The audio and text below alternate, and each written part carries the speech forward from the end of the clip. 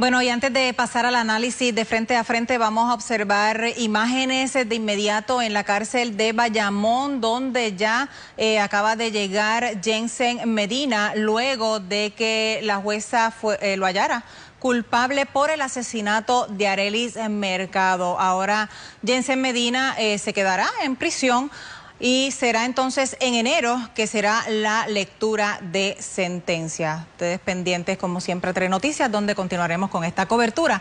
Pero pasamos ahora al análisis frente a frente y me acompaña el exgobernador Alejandro García Padilla y el senador y expresidente del Senado Tomás Rivera Schatz. Y obviamente tenemos que comenzar con lo que es el tema del día, que es el caso de Jensen. Y de inmediato me llamó mucho la atención las expresiones de la mamá de Arelis, quien ha indicado que todavía se puede confiar en la justicia. Precisamente esto se da en momentos en que se ha puesto en entredicho, muchas veces en algunos casos, el sistema judicial. Le pregunto, ¿cómo queda entonces ahora a raíz de este caso? ¿Se puede confiar en la justicia? Mira, yo he discrepado muchas veces de las determinaciones de los jueces. Eso, todos los que somos abogados, uno va a la corte y a veces gana y a veces pierde. Pero dicho eso, yo confío en el sistema judicial de Puerto Rico. Confío en la calidad de los jueces y en la mayoría de los casos resuelven conforme a derecho, ¿verdad? Uno puede, de nuevo, puede estar en contra de cómo resolvieron o a favor, pero que resolvieron conforme a lo que entendían que era lo correcto, así es, en la inmensa mayoría de los casos. El otro día, el tema de la crítica a una de las jueces en una orden de protección bajó hasta que salió la grabación, estuvo alto hasta que salió la grabación. Cuando se escuchó la vista, yo no he escuchado a un solo abogado que entienda que había causa.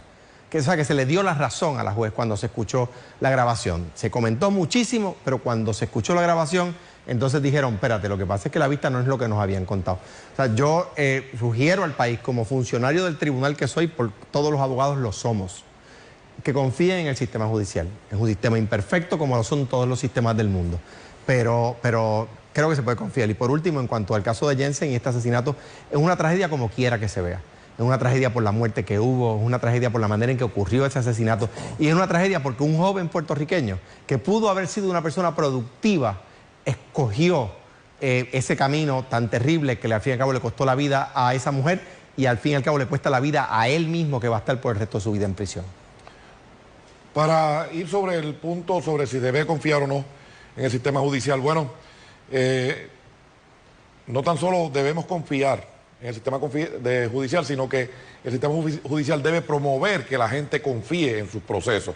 Y hay diferentes procedimientos, hay vistas que el quantum de prueba, la cantidad de prueba que se requiere es menor, en los juicios como este la cantidad que se requiere es mayor, así que las circunstancias en las que se valida o se invalida alguna decisión o se acepta o se rechaza alguna decisión judicial varían dependiendo de qué etapa de los procedimientos, qué tipo de procedimiento, pero de nuevo deberíamos tener confianza en nuestro sistema judicial y el sistema judicial tiene que, con sus actos, ganarse cada vez más la confianza. Sobre el caso de Jensen, anticipable por demás, la terminación de culpabilidad, triste para todas las familias, ¿verdad? Tanto para la familia de Arelis, que ciertamente pierden un ser amado y querido, y triste también para la familia de Jensen, que tienen una desgracia ante sí, pero tiene que responder por los hechos que fueron probados más allá de todo razonable. Así que lamentable, pero ya terminó esa historia, así que vamos a seguir adelante. Una cosita bien breve que quisiera añadir es que no estoy de acuerdo con las personas que,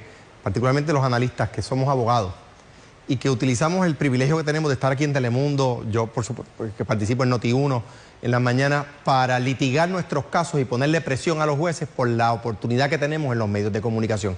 Eso está mal, porque el otro abogado, el de la otra parte, no tiene la misma oportunidad. Entonces la balanza no está igual. Yo no vengo aquí a ponerle presión a los jueces, ni utilizo el micrófono de Noti1 para ponerle presión a los jueces. Eso le quita credibilidad al sistema del cual todos somos parte. Bueno, vamos a pasar, ¿verdad?, a otro tema y es relacionado con el plan de ajuste de la deuda. La Junta anunció que el proceso de mediación no va a ser necesario y dio paso entonces a este plan. Este plan crea la base para la emisión de nuevos bonos de obligación general. Ahora está en manos de la jueza Taylor Swain. Estimo que si la Junta de Control Fiscal le plantea que está conforme con la legislación que se aprobó, bueno, pues la juez no tendrá reparo, ¿verdad?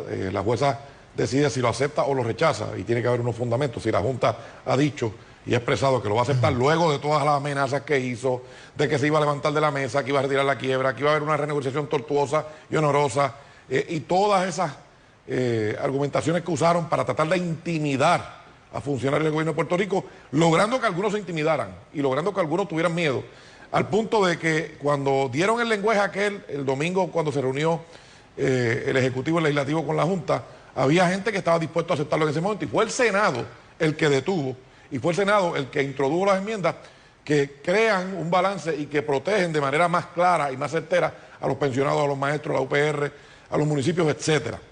Esto no quiere decir que la Junta va a cesar en su intento de recortar y apretar y de marginar al pueblo puertorriqueño. Eso no quiere decir eso. Esto quiere decir que ahora la Junta sabe quién le tiene miedo y quién no, y que el pueblo de Puerto Rico tiene que entender que tiene que insistir en sus reclamos y insistir en sus derechos, porque es la manera correcta de hacer política pública y salir de la quiebra que está Puerto Rico. Mira, es terrible lo que ha pasado, porque la Junta un poco se lanzó a perder credibilidad. La Junta de Control Fiscal, que había estado diciendo que esto no era aceptable, que no iba a tono con el plan, que no podían enmendar el plan de esa forma, de repente se tienen que tragar todas sus palabras sin ir siquiera a mediación. Entonces, la perspectiva que queda en el país es que la Junta estaba asumiendo una posición que la Junta sabía que estaba equivocada. Ahora bien, no nos podemos detener ahí. Como ha dicho Tomás, la juez puede aceptarlo o rechazarlo, ¿verdad? Aunque las dos partes vengan juntas. Tenemos que de ahora en adelante sentarnos a pensar, hacer grupos de pensamiento de cómo buscar dinero nuevo, sin impuestos nuevos, para darle a los municipios, para darle a los maestros y policías, para darle a la Universidad de Puerto Rico. Cómo solucionar el problema de las cooperativas. Héctor Ferrer, hijo, presentó nuevamente una idea hoy. Estoy de acuerdo con la idea de él. Trae dinero nuevo y se puede asignar para esto. Y no son impuestos nuevos. Son, ¿verdad?, economías nuevas, creación de riqueza nueva. Yo creo que la Asamblea Legislativa, pero no solo ellos, todos en el país, tenemos que enfocarnos en cómo, la ventana de tiempo que tenemos, cómo solucionar el problema de los policías, de los maestros, de los municipios, de la IUPI, de las cooperativas, que son las áreas que no quedan resueltas y que si no las atendemos son cabos sueltos que después van a traernos problemas en el mediano plazo. Bien brevemente y para finalizar, hablando de dinero nuevo, el secretario de Hacienda se canta listo para pagar la deuda. ¿Está listo el gobierno de Puerto Rico para comenzar a pagar esa deuda? Si el secretario de Hacienda hace esa expresión, debemos presumir que sí. Lo que quisiéramos saber específicamente es a cuánto se ha elevado la cuenta de los 11.000 millones, de los 11 billones, porque llevan varios años diciendo que tenemos ese dinero reservado y se ha seguido acumulando, así que sería bueno saber específicamente a cuánto asciende esa suma para comenzar a manejar este asunto del pago de la deuda, del financiamiento, de la emisión de los bonos para reestructurar toda esta deuda, así que sería bueno conocer en detalle esa información, y qué bueno que el secretario de Hacienda, que ha mostrado ser una persona muy capaz y muy competente, ha dicho que está listo, porque eso también es un mensaje positivo que le da credibilidad al gobierno de Puerto Rico. Y para poner esto en perspectiva, ¿verdad? ¿De qué se tratan los 11.000 millones o lo que sea que haya ya acumulado ahí? Desde que se declara que la deuda es impagable y se deja de pagar, el primer bono se dejó de pagar creo que en agosto del 2015 o de 2016, parte de ese dinero se empezó a acumular. En algún momento del 2017 se empezó a abrir, a crear un pote, ¿verdad? Que no es que el Estado gastaba todo lo que ingresaba, sino que se empezó a crear, ¿verdad?, esta pequeña alcancía para que en el momento en que el país pudiera regresar al mercado, en el momento en que el país pudiera regresar a emitir deuda, tuviera con qué empezar a pagar, ¿verdad? Y los compromisos que está haciendo en esta nueva legislación aprobada, pues de eso es de lo que se trata. Y lo más importante es que no caigamos en las prácticas que nos llevaron a endeudarnos de más. Esas prácticas que hicieron que del 2006 al 2012 se duplicara la deuda que se había generado desde 1940. O sea, en ese sentido, pues lo que tenemos que hacer es estar pendientes todos como país a no permitir, a no dejarnos seducir por las promesas que obligan a los políticos a luego tratar de cumplir con préstamos. Eso tenemos que resistirnos. Bueno, pues gracias por acompañarnos, los esperamos mañana.